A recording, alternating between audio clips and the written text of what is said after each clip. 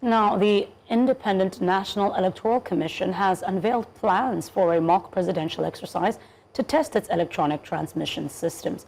INEC Chairman Professor Joash Amupitan disclosed this at a news conference in Abuja on Friday while confirming key dates for the nationwide elections. According to the Commission, the mock exercise will assess the reliability of its technology infrastructure ahead of the elections, as preparations begin to ensure transparency and operational readiness across the country. Joining us now on the news to discuss this is a global analyst, Bolu-Michael-Biyi. He joins us from Estwasini. I want to believe that barrister Gozie Nwachukwu, organizing secretary PDP Imo State, also joins us from Abuja. Gentlemen, thank you so much for joining us. Bolu, I'll start with you. Now, following the announcement by the Independent National Electoral Commission fixing February the 20th as the presidential date for presidential polls, how feasible is the preparation window for, first of all, political parties, regulators, and other stakeholders to meet the key milestone? All right. I was saying that the timeline is officially adequate, but practically tight because Nigerian political parties struggle with internal organization, and INEC itself has a track record of missing deadlines in terms of voter registration and deployment of technology, and also logistical preparations, even when ample time is given. We saw that in the run-up to the 2023 general elections, when INEC announced the timetable in February 2022. That's a full year in advance.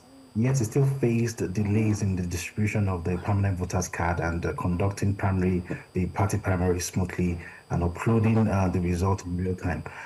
In fact, some polling units didn't receive materials on election day, despite this long lead of time that was given. So the real constraint is not really in the release of timetable. We've seen that happen in the past. The real constraint is in the procurement and distribution of infrastructure materials, not time. So as we know, the INEC operates through the tertiary state offices and the local government areas. They have the inconsistent capacity.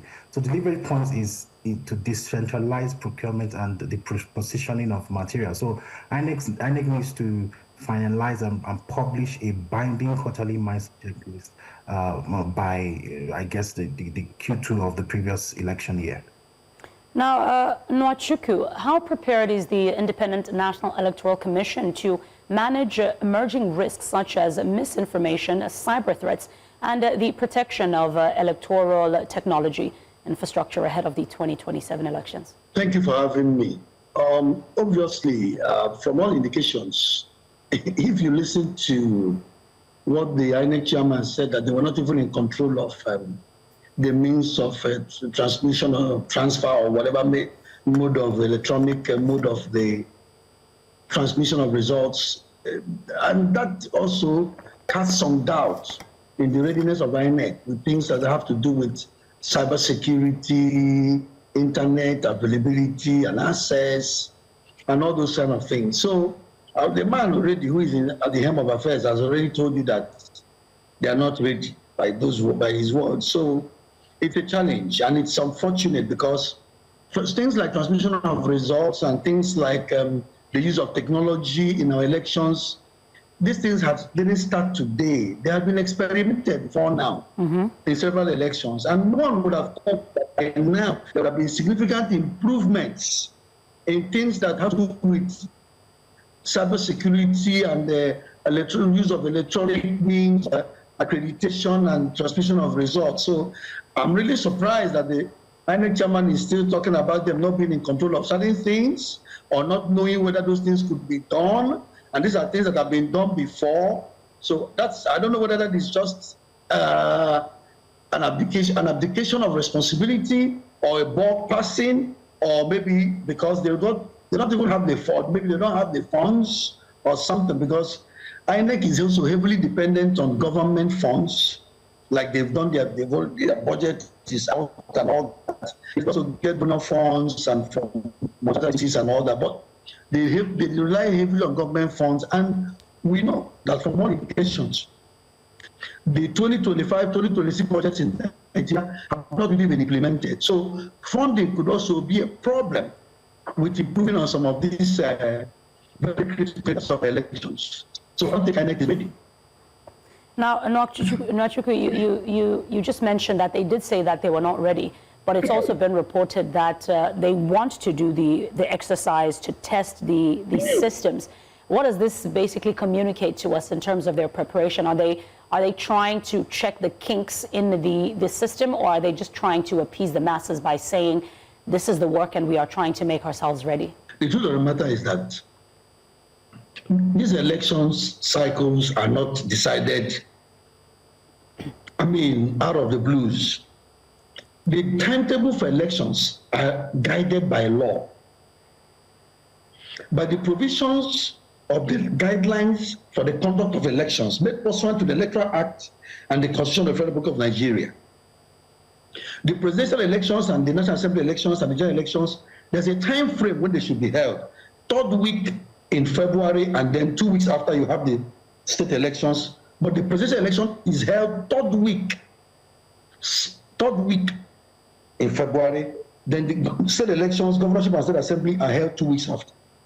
So what it means is that a responsive organization should have planned ahead to deal with these issues. When you're coming maybe months or maybe a year to something, and you're still talking about test running certain things, and you're still talking about you're not sure of certain things, I'm just telling you, my deduction is that they are not ready. They are usually not ready. They grapple with a lot of things. I can tell you that some of the equipments they need to procure, maybe even from outside our shores, may not have been done now. And some of these things may need to have been fabricated before now. Even some of the printings and productions of materials they require for these elections the contracts may not have been awarded. So I tell you, they are not ready. They are usually not very ready.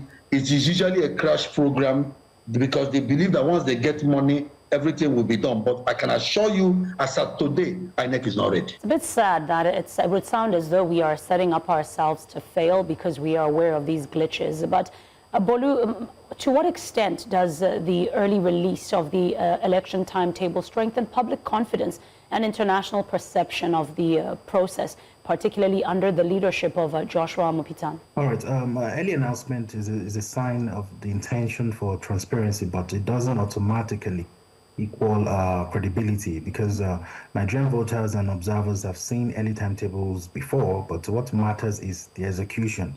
So announcing a date 2 years, away is easy, but delivering a clean, free election is very hard. And I'm really, really concerned because it seems like the glory days of Nigeria was in the 90s. We don't really see any major stride across the economy in the 2000s rather. If we look at the fairest and fairest election, it was 1993. Even if the goes, the glory days was 1994 to 1997. The best democratic government, arguably, that we've had was in 1999. So what's happening that we're in 2026, and the issue is that, ready for this and that, the electronic transmission and all that. And there are plus 600 million people vote in India, and they do that with such efficiency that it should be a global case study, and they release their election results within 24 hours. But it's the opposite in Nigeria, much fewer people, and then we wait for several weeks or several days and time up to a week before we get election results. Professor Mahmoud Yakubu released INEC's 2023 timetable early as well, and it was even praised internationally. Yet the election still faced massive consequences. The beavers was malfunctioning everywhere across the nation. The result upload was failing. The widespread allegations of vote buying and legal disputes that went all the way to Supreme Court. So early announcement doesn't mean that there won't be failures. I feel that the problem of Nigeria election is very systemic, and it's not something that we will erase overnight. That's understandable. But as we proceed in our election, things we should visibly see that things are getting better. We have 4 good years to prepare, and it's the same issue that we face each election cycle. Something is wrong somewhere, and I wish Nigeria could just put our hearts together and just deliver free, fair, credible elections and not make elections. Thank you. Still on you, Bolu, drawing from previous election cycles, what persistent challenges, because we all are aware that they are there, what persistent challenges from logistics, from security threats, and just from legal disputes or even voter empathy could still threaten the credibility of the 2027 vote? All right, I have a personal principle that early preparation is the secret of success, but may not necessarily apply to everything, because early planning doesn't fix a broken system. It can only give more time for us to manage them. See, the Nigerian electoral processes are structured, they are systemic. We're talking about inadequate security in volatile regions like in the north, litigation that drags for several months, voter intimidation, especially in the rural areas, because these are vulnerable people who usually stay in those parts of the country, and also logistic failures caused by poor infrastructure. We'll go again to the 2023 election that was postponed and cancelled in parts of Kogi State, River State, and also Lagos due to violence and ballot snatching. I hope that's not going to be the case in the forthcoming election. So the real constraint is a weak state enforcement capacity and a judicial backlog. So I want to see a situation whereby the federal government is establishing a dedicated electoral offenses court with a 6-month resolution mandate for pre-election and post-election disputes. Simultaneously, I want to see the Inspector General of Police to deploy a permanent electoral security task force, to identify the flashpoints starting from next month. It doesn't take time to mobilize and deploy. This shouldn't be done 3 weeks before election, because early intervention prevent escalation. Gentlemen, thank you so much for your insight. I'll let you go on that note.